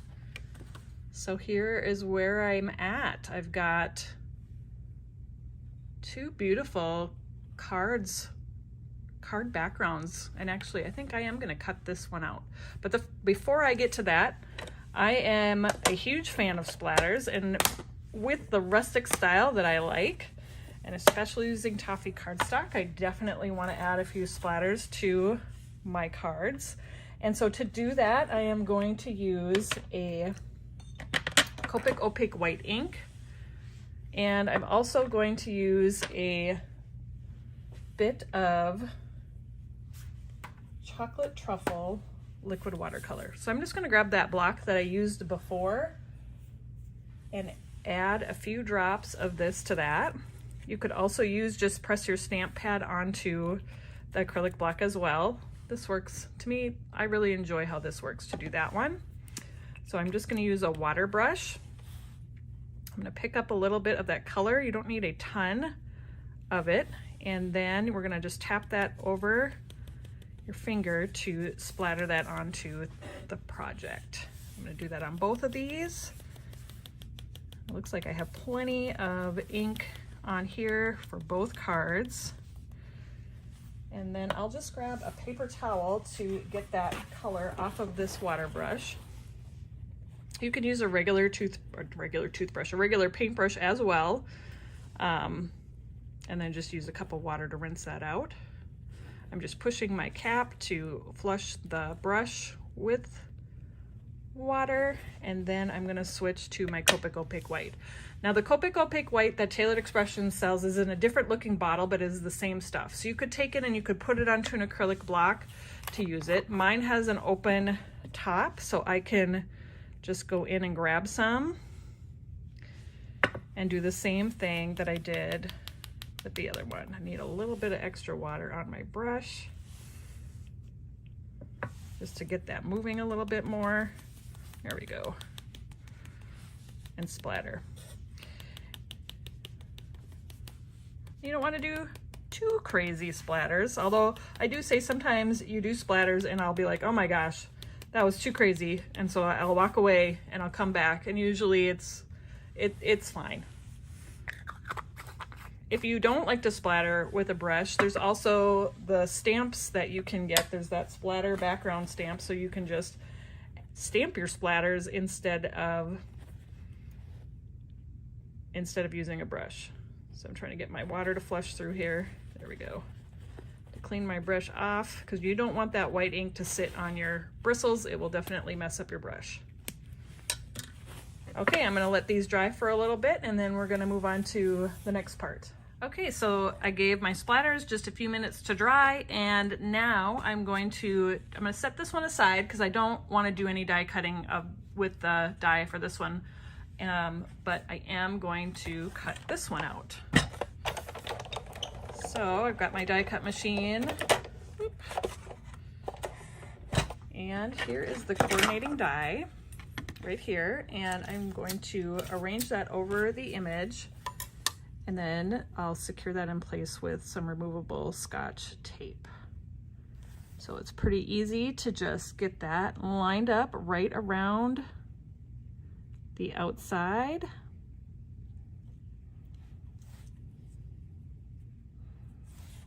Make sure I'm straight. That's looking pretty darn good.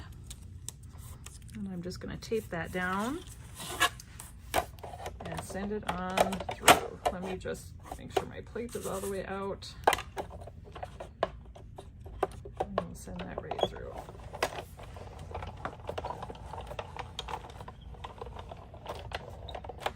And I'm going to come back.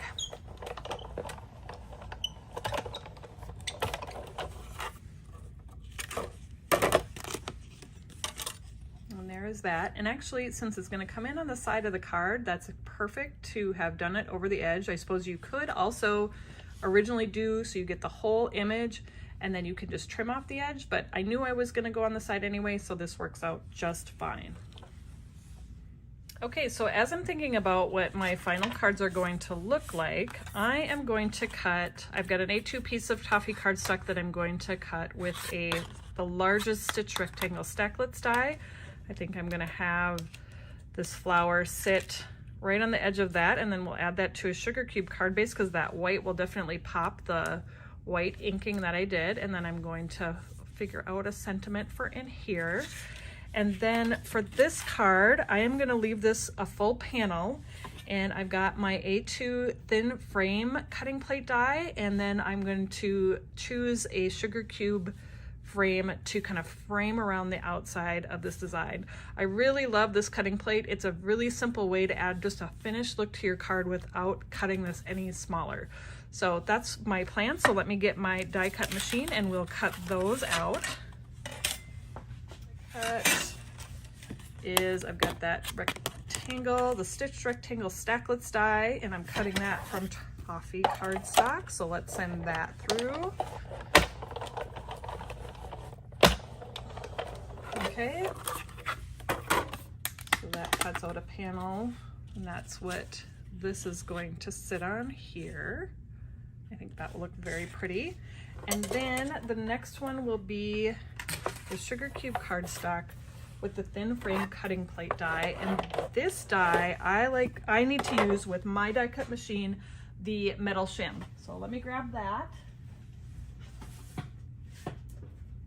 I know I have not enough pressure to cut evenly, so I'm going to set that right down here underneath my plate. And then I have a piece of sugar cube cardstock, and I'm going to place that thin frame cutting plate die right down on that, and I'm just going to hold it in place with some tape. I have a bigger piece because if I have an A2 piece, I have to line it up exactly with the edge, and I don't need that sort of stress in my life, so I am doing it like this. And we're gonna roll that through, and it's definitely tight because I've got that shim in there and that full cutting plate, but I know that it's gonna cut all the way through doing it that way. So I've got the tape on there, so that's holding it kind of tight right now. Let me just put my die cut machine down. Okay, so I've got this one here, and then we're gonna add the frame, one of the frames from here. I'm gonna grab my paper piercing tool so we can poke these out of the cutting plate. I of course have way more frames than what I'm going to use on this project, so I'll definitely keep those because I will use them on future projects.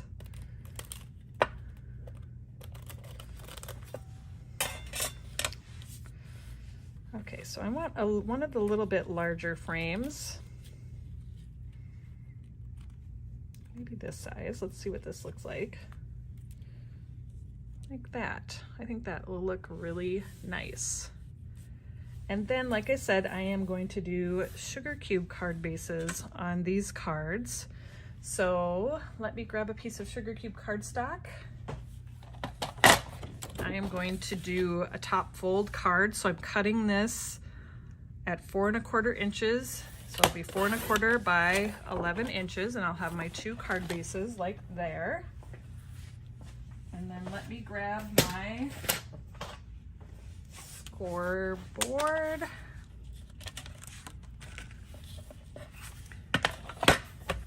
And we'll fold those into card bases.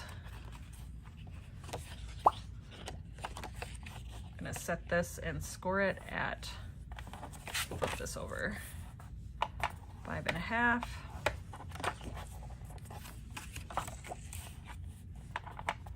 5 1/2.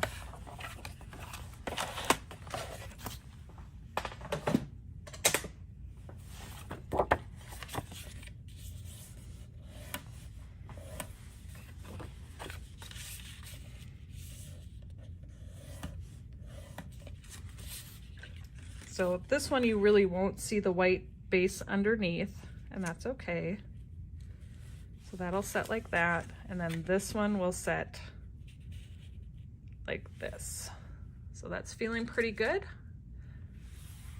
For sentiments, I'm going to use a few from the Joyful Joyful stamp set. I'm going to use the Joyful Joyful sentiment and also the Hello Sunshine sentiment. This is a great springtime and also Easter stamp set, if you can check out the other sentiments here.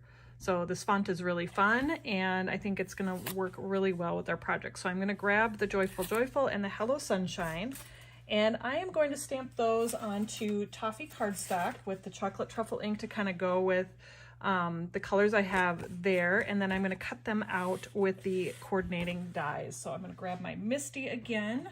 I'm just going to set these aside. Move them completely out of the way before I get chocolate truffle ink on them. And now I'm taking the foams insert out because these are the red rubber stamps, and so they can go all the way down. They don't need that extra height. And I'm just going to set the 2 here.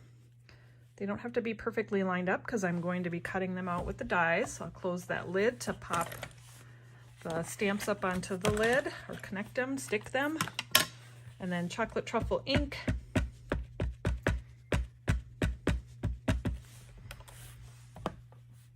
To stamp them onto the toffee cardstock. And I should be using my Just Press tool. I can hear you all yelling at me. Heather, where is your Just Press tool? It's right here. I know.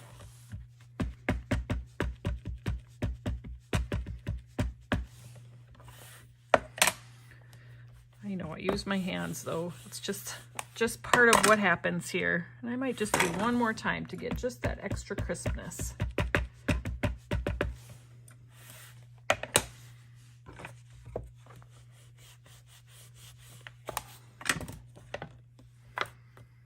So there's a look at that. I'm going to set this aside. And then I can cut these in my Sidekick, so I don't need to drag out my great big die cut machine, but I need to trim these just a little bit.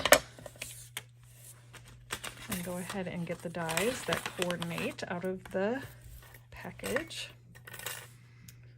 This is the Hello Sunshine one, and I'm just going to get that where it goes and add some Scotch removable tape to hold it in place. And then same with the Joyful Joyful one. Here's the die for that.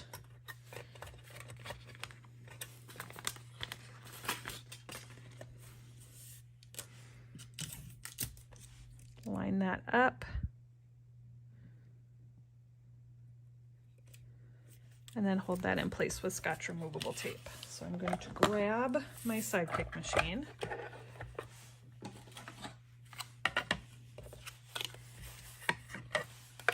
And just run these right through it.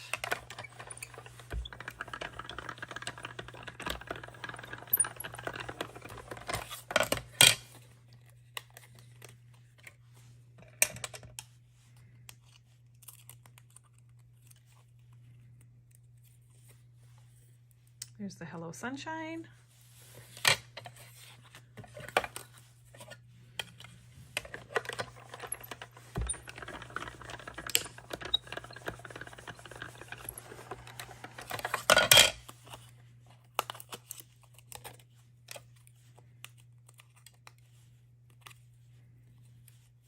There's the joyful, joyful. Let's bring these cards back because we're about ready to put these together. One thing that I noticed I forgot is I forgot to stamp that detail onto this daisy. So I am going to grab my acrylic block and that clear set to add that in there. I'm sure you all saw that and I did not. Sometimes I don't see it until I actually go and take my pictures. So I'm happy that I see it right now. So I'm just going to grab that and add that little detail right in there.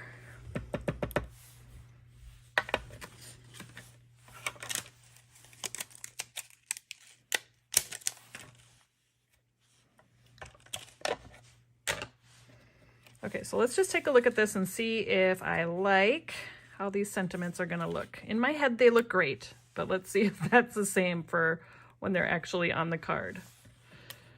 I'm thinking that looks really good. And I'm thinking that looks really good.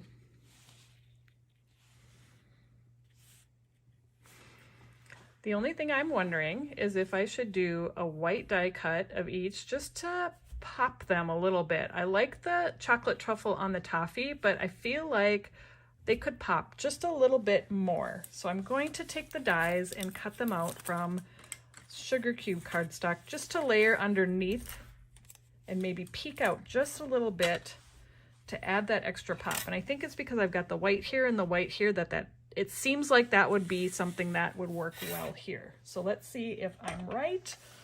If not, I think that they will work like they are, but I think that will add just that something extra.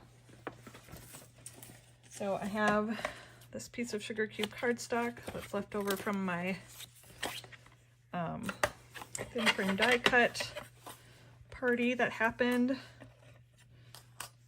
I'll just do one at a time here. This one can go this way actually.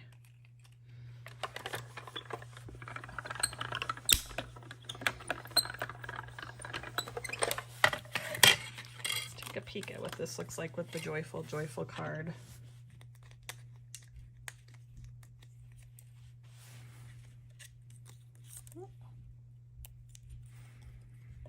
So I'm thinking I'll just have it just do a slight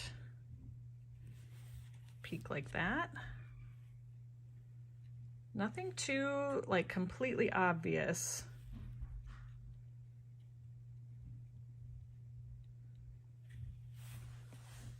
And that might be just enough, just that tiny bit of white. I think it is going to work. I don't want it to look like a 3D video game, but I want it to add a little pop to that sentiment. If that makes any sense.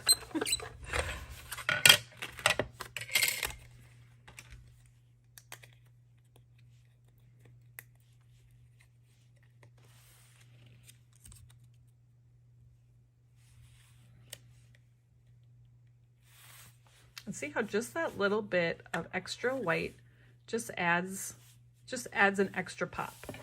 So let's put these cards together, and then I might add a few embellishments to finish them off. So let's start here. I'm going to add this background, whoops, right onto that sugar cube card base.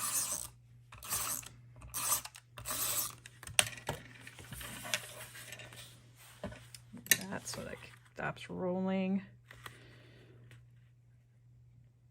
I'm lining up my top edge here and smoothing that all the way to the bottom. I have a little bit of overhang there, so I'll probably just trim that with a scissor. It's barely anything, so I probably could just leave it, but I will just trim that off. Like that. And then the thin frame, I like to put these on with liquid adhesive. So I've got some multimedia matte, and I'm just going to run a bead of that along all of the edges.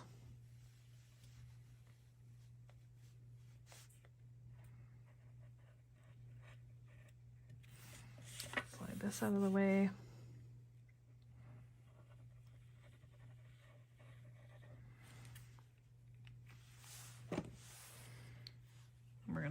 that right on top. I like the multimedia matte liquid adhesive because it dries not shiny. So if I've got a little bit that kind of oozes out from behind, it's not going to really stand out on the project, which I appreciate. I'm going to grab my ruler. This is the Misty Cut-A-Line ruler, and I really like these 1/8 inch marks just to make sure this frame is squared up to the sides. It looks like I eyeballed that pretty darn good, but I also don't want my edges to be wavy at all. That makes sense. So I just want this to square up nice and tight. So I'm just nudging it a little bit, if that makes sense, with my ruler, and just making sure that everything is lined up straight. Okay, so this one I am going to just use my tape runner. Like I said, this is just gonna barely show the white. So we're just gonna like literally like the smallest amount. And I think I'm going to add some dimensionals to the back of this, although, yeah, let's do that. So I'm grabbing some foam squares.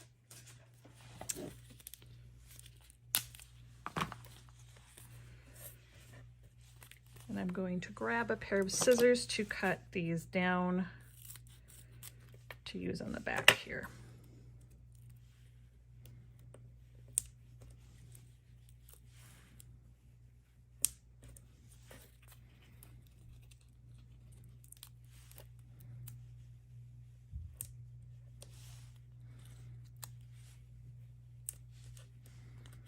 And maybe I need a little skinny one for that H.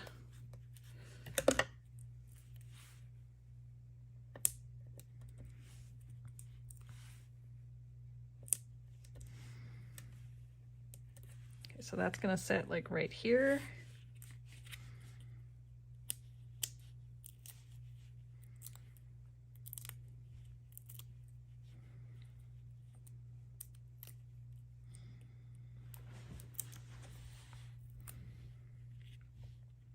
So many sentiments would work well for this style of card. A sympathy sentiment would be beautiful.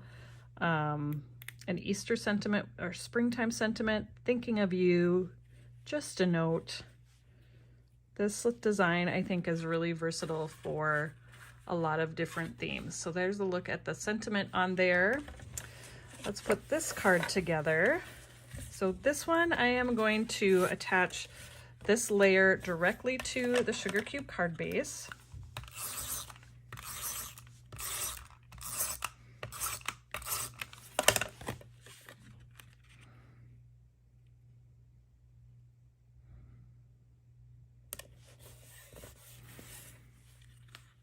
Okay, I feel like I'm not quite right here. Hold on. You have a little bit of wiggle room, but not too much.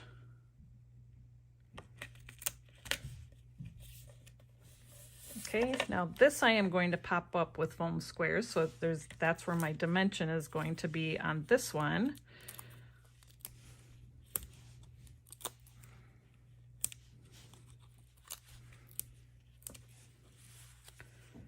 And I'm definitely not shy when it comes to adding adhesive. I want to make sure that it's going to stay, and I want to make sure that it's not going to do strange things. So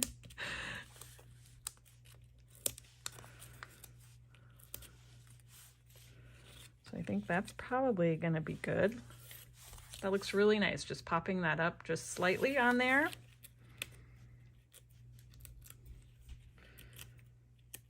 Pull all of this backing paper off.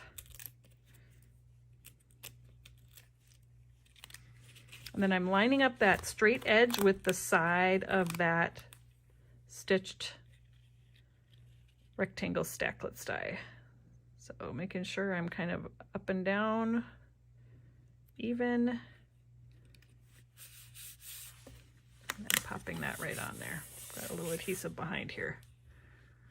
Okay, and then this one, same thing. I'm going to layer that together so it's just that white is barely showing, just to give that extra pop of brightness.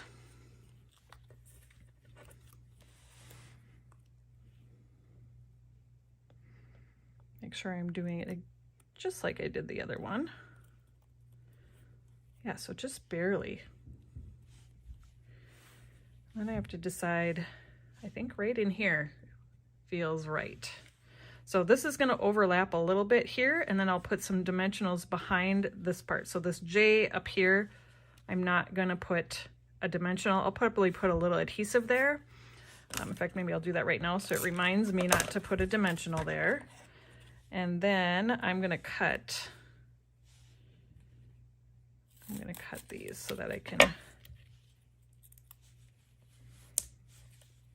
fit them on the back. And if you'll notice when I'm cutting the dimensionals, I'm leaving the paper backing on while I'm cutting them, because that's going to help it not stick all over your scissors.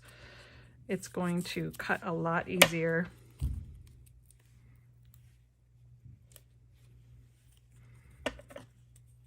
I think I'm going to do one more little square right in here.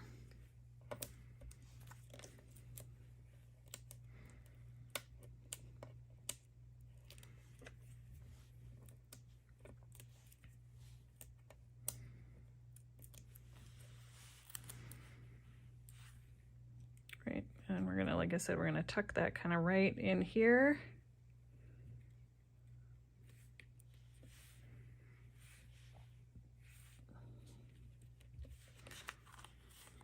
So there's that. Okay, so we're almost there. I just want to add an embellishment to finish it off. Bits and Pieces clear drip drops are a go-to for me. They go with pretty much everything.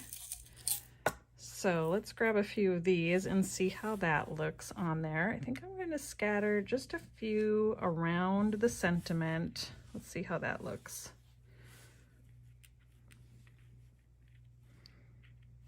Like in here, and maybe I'll do a few extra going kind of up into the flower, so it kind of looks like they're kind of scattering down the center, kind of a cascading down the center of this card.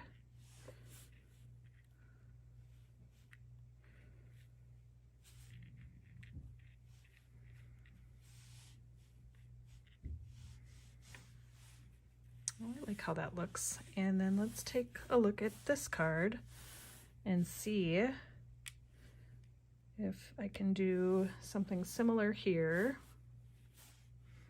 Maybe include them in the flowers a little bit.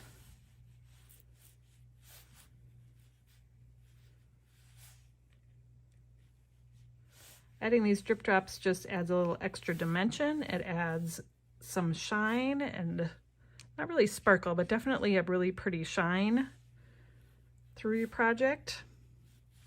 You can use sequins, you can use all sorts of rhinestones and different things like that.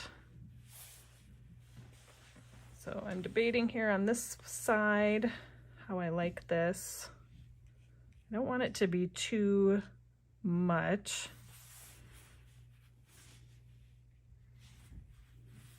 Now, typically when I'm adding gems and different things like that, I work in odd numbers because that's just a visually pleasing design kind of rule to follow.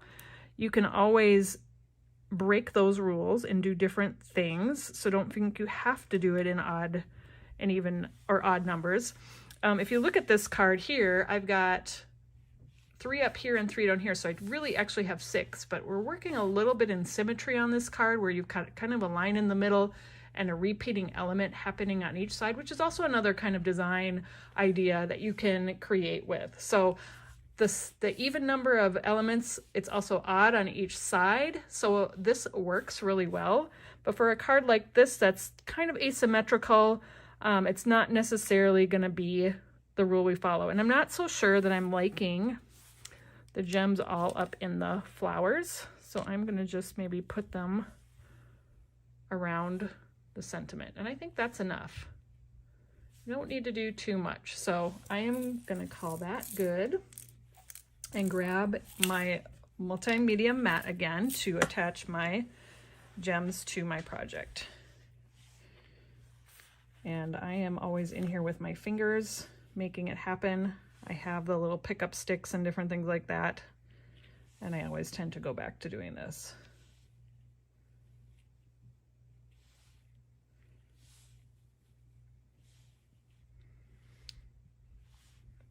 And there is something to be said about kind of a, you know, I did plan these out where they're gonna go, but that there's a little bit of a random element to it is okay too. I am gonna switch the spots of this one and this one.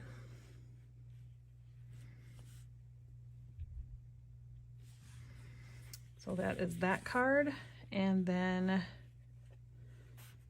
this card.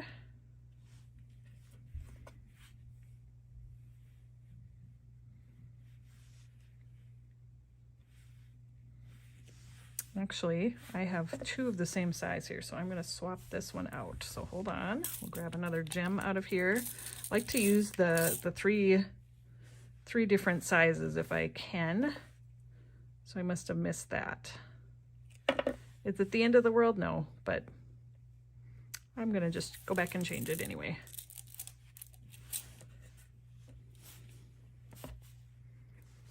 Okay. So let's take a closer look at the completed cards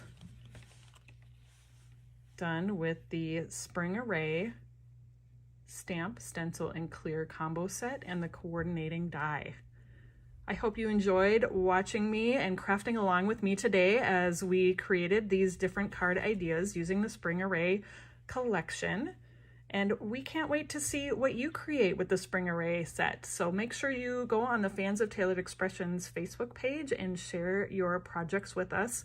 We all would love to see them. So thank you so much for joining me. And again, I hope you enjoyed, and you can find all of the supplies that I used to create these cards at tailoredexpressions.com. Thanks, everybody.